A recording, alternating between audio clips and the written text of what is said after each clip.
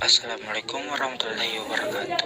Kami dari kelompok 5 ingin mempresentasikan materi tentang strategi komunikasi interpersonal. Komunikasi interpersonal adalah interaksi tatap muka antar dua atau beberapa orang, di mana pengirim dapat menyampaikan pesan secara langsung dan penerima dapat menerima dan menanggapi secara langsung pula. Hubungan manajer-karyawan. Komunikasi karyawan-manajer disebut juga sebagai komunikasi ke atas, menurut Bakmuri pada tahun 2008. Komunikasi ke atas yaitu komunikasi dalam organisasi yang mengalir dari karyawan atau kelompok tingkatan rendah ke manajer atau kelompok tingkatan tinggi. Pengertian komunikasi interpersonal karyawan-manajer adalah komunikasi secara langsung atau tatap muka antara karyawan dengan manajer yang dilakukan untuk menyampaikan atau menerima pesan dan informasi. Iklim komunikasi merupakan gabungan dari persepsi-persepsi suatu evaluasi makro mengenai peristiwa komunikasi, perilaku manusia, respons pegawai terhadap pegawai lainnya, harapan-harapan, konflik-konflik antar persona, dan kesempatan bagi pertumbuhan dalam perusahaan tersebut.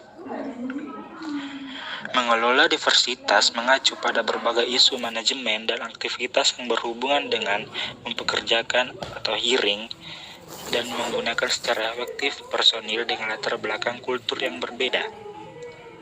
Strategi pengelolaan diversitas. Pertama, one size does not fit all, atau satu ukuran tidak sesuai untuk semua hal. Penilaian diversitas menghendaki manajer untuk menilai diversitas di dalam dirinya sendiri dan menilai pendekatan mereka terhadap pemecahan masalah, pengambilan keputusan, serta dukungan dan pengembangan tenaga kerja. Kedua, tidak semua orang dapat menjadi pemimpin. Perusahaan sebaiknya tidak mengasumsikan bahwa setiap orang dapat atau ingin dikembangkan menjadi pemimpin yang efektif.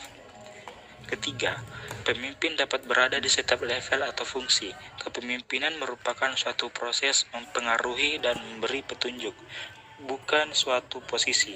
Karyawan, manajer, atau eksekutif dapat menjadi seorang pemimpin. Hubungan sesama karyawan. Komunikasi antar pribadi atau kedekatan atau interpersonal communication sangat potensial untuk mempengaruhi atau membujuk orang lain, karena seseorang dapat menggunakan kelima alat indera tadi untuk mempertinggi daya bujuk pesan seseorang. Sebagai komunikasi yang paling lengkap dan paling sempurna, komunikasi antar pribadi berperan penting hingga kapanpun, selama manusia masih mempunyai emosi. Kenyataannya, komunikasi tatap muka ini membuat manusia merasa lebih akrab dengan sesamanya.